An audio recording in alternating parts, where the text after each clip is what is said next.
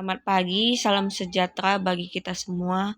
Baiklah, pada kesempatan pagi hari ini, saya ingin mempresentasikan dengan topik data dan informasi. Sebelum saya mempresentasikan, alangkah baiknya saya memperkenalkan diri saya. Perkenalkan, nama saya Cindi Nadia Ambarita, MPM 190316, kelas TIP 1904, mata kuliah Sistem Informasi, dosen pengampu Abdul Sani Sembiring, Eskom Mkom. Baiklah, yang pertama saya ingin mempresentasikan tentang pengertian data dan informasi lengkap. Pengertian data dan informasi lengkap beserta ulasannya. Data merupakan bentuk yang belum dapat memberikan manfaat yang besar bagi penerimanya, sehingga perlu suatu model yang nantinya akan dikelompokkan dan diproses untuk menghasilkan informasi. Yang kedua, data adalah nilai yang mendeskripsikan suatu objek atau kejadian. Yang ketiga, data adalah sesuatu yang belum mempunyai arti bagi penerimanya dan masih memerlukan adanya suatu pengolahan. Yang keempat, data merupakan bentuk jamak dari datum, berasal dari bahasa Latin yang berarti sesuatu yang diberikan. Yang kelima, data adalah bagian dasar atau kecil dari karya manusia. Selanjutnya, informasi adalah hasil dari pengolahan data dalam bentuk yang lebih berguna dan lebih berarti lagi. Penerimanya yang menggambarkan suatu kejadian sehingga akan berguna untuk pengambilan keputusan. Yang kedua, informasi adalah sebagai data yang sudah diolah, dibentuk, atau dimanipulasi sesuai dengan keperluan tertentu. Yang ketiga, informasi merupakan hasil pengolahan dari sebuah model, formasi, organisasi, ataupun suatu perubahan bentuk dari data yang memiliki nilai tertentu dan bisa digunakan untuk menambah pengetahuan bagi yang menerimanya. Yang ketiga, informasi adalah data yang disimpan, diproses, atau ditransmisikan. Yang kelima, informasi adalah hasil pengolahan dari data yang dapat memberikan gambaran lebih jelas terhadap sesuatu. Selanjutnya, jenis-jenis data. Yang pertama, data dapat berupa nilai yang terformat, teks, citra, audio, dan video. Yang kedua, data yang terformat adalah data dengan suatu format tertentu, misalnya data yang menyatakan tanggal atau jam, atau menyatakan nilai mata uang. Yang ketiga, teks adalah sederetan huruf, angka, dan simbol-simbol khusus.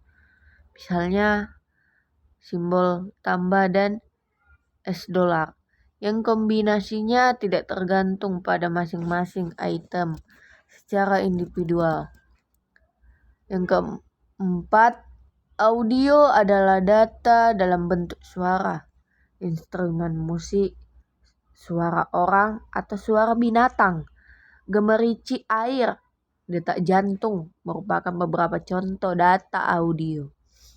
Yang kelima, video menyatakan data dalam bentuk sejumlah gambar yang bergerak dan bisa saja dilengkapi dengan suara. Video dapat digunakan untuk mengabadikan suatu kejadian atau aktivitas. Selanjutnya, hierarki data. Secara tradisional, data disusun dalam suatu hierarki yang terdiri dari elemen data, rekaman atau record, dan berkas atau file. Elemen data adalah suatu data terkecil yang tidak dapat dipecah lagi menjadi unit data yang lain. Pada data kepegawaian, elemen data dapat berupa nama pegawai, alamat, kota tempat tinggal, dan atribut lain berkaitan dengan pegawai. Istilah lain untuk elemen data adalah medan atau file, mom, hitain, dan atribut. Rekaman adalah gabungan sejumlah elemen data yang saling terkait.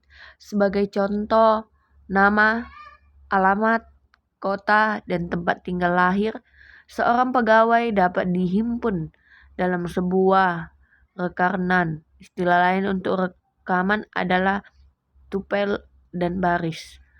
Berkas adalah himpunan seluruh rekaman yang bertipe sama membentuk sebuah berkas. Berkas dapat dikatakan sebagai kumpulan data yang berkaitan dengan suatu subjek. Dalam konteks yang lebih besar, sekumpulan berkas atau tabel membentuk sebuah basis data. Sebagai contoh, sebuah basis data kepegawaian dapat mengandung sejumlah tabel seperti data pribadi, data presensi, sejarah kerja, dan sebagainya.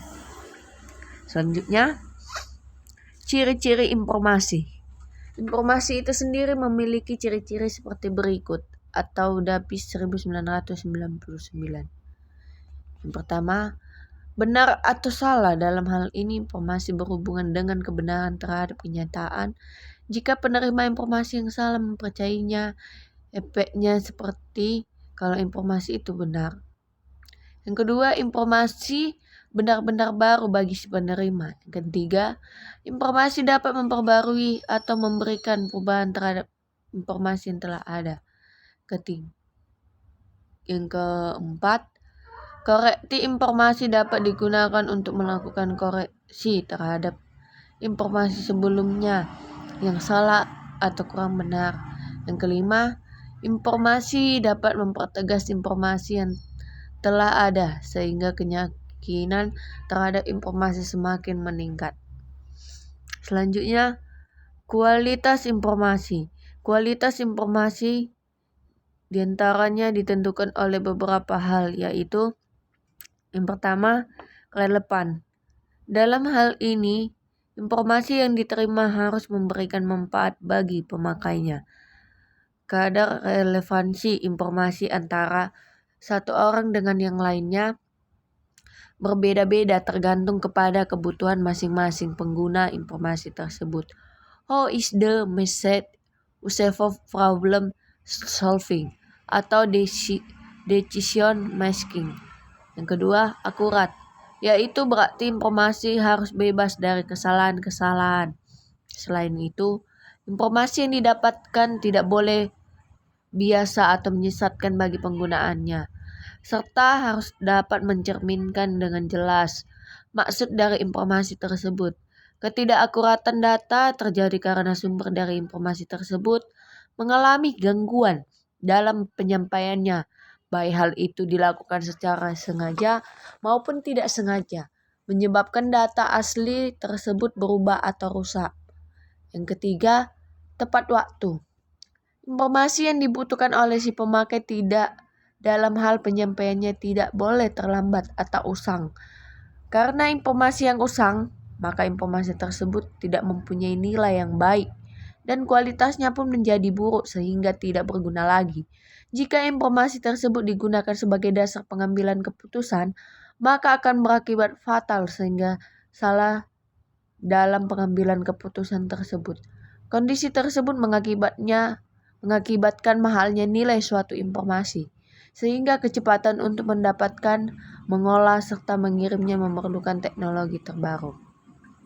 Selanjutnya, komponen keakuratan informasi. Yang pertama, completeness are necessary message item present. Hal ini dapat berarti bahwa informasi yang dihasilkan atau dibutuhkan harus memiliki kelengkapan yang baik. Karena bila informasi yang dihasilkan sebagian tentunya akan mempengaruhi dalam pengambilan keputusan atau menentukan tindakan secara keseluruhan, sehingga akan berpengaruh terhadap kemampuannya untuk mengontrol atau memecahkan suatu masalah yang terjadi dalam suatu organisasi tersebut. Yang kedua, correctness are misalnya item correct. Maksudnya bahwa informasi yang diterima kebenarannya tidak perlu diragukan lagi. Kebenaran dari informasi tersebut harus dapat dipertanggungjawabkan. Yang ketiga, security. Did the message real or only the intended system user? Informasi diterima harus terjamin keamanan datanya. Yang keempat, ekonomi atau ekonomis. What level of resources is needed to move information through the problem solving challenge? Kualitas dari informasi yang digunakan dalam pengambilan keputusan tergantung pada nilai ekonomi yang terdapat di dalamnya. Yang keenam, efficiency atau efisien. What level of resources is required for each unit of information output? Yang ketujuh, reliability atau dapat dipercaya. Informasi yang didapatkan oleh pemakai harus dapat dipercaya. Hal ini menentukan terhadap kualitas informasi serta dalam hal pengambilan keputusan setiap tindakan manajemen. Selanjutnya, tentang 10 sifat yang dapat menentukan nilai informasi, yaitu sebagai berikut. Yang pertama, kemudahan dalam memperoleh informasi, memperoleh nilai yang lebih sempurna apabila dapat diperoleh secara mudah. Informasi yang penting dan sangat dibutuhkan menjadi tidak bernilai jika sulit diperoleh. Yang kedua, sifat luas dan kelengkapannya. Informasi mempunyai nilai yang lebih sempurna apabila mempunyai lingkup atau cakupan yang luas dan lengkap. Informasi sepotong dan tidak lengkap menjadi tidak bernilai karena tidak dapat digunakan secara baik. Yang ketiga, ketelitian atau akurasi. Informasi mempunyai nilai yang sempurna apabila mempunyai ketelitian yang tinggi atau akurat. Informasi menjadi tidak bernilai jika tidak akurat karena akan mengakibatkan kesalahan pengambilan keputusan. Yang keempat, kecocokan dengan pengguna atau relevansi. Informasi mempunyai nilai yang lebih sempurna apabila sesuai dengan kebutuhan penggunaannya. Informasi berharga dan penting menjadi tidak bernilai jika tidak sesuai dengan kebutuhan penggunaannya karena dapat dimanfaatkan untuk pengambilan keputusan. Yang kelima, ketepatan waktu. Informasi mempunyai nilai yang lebih sempurna apabila dapat diterima oleh pengguna pada saat yang tepat. Informasi berharga dan penting menjadi tidak bernilai jika terlambat diterima atau usang karena tidak dapat dimanfaatkan pada saat pengambilan keputusan. Yang keenam, kejelasan atau clarity. Informasi yang jelas akan meningkatkan kesempurnaan nilai informasi. Kejelasan informasi dipengaruhi oleh bentuk dan format informasi. Yang ketujuh, fleksibilitas atau keluasannya.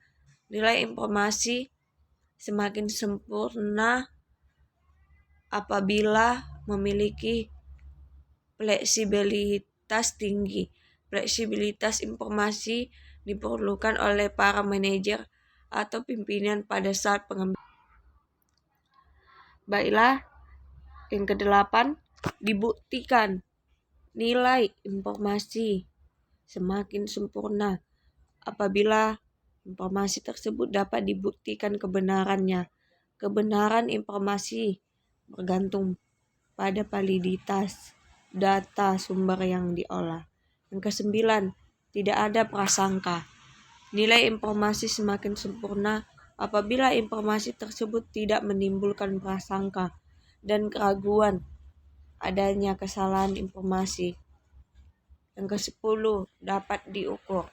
Informasi untuk pengambilan keputusan seharusnya dapat diukur agar dapat mencapai nilai yang sempurna.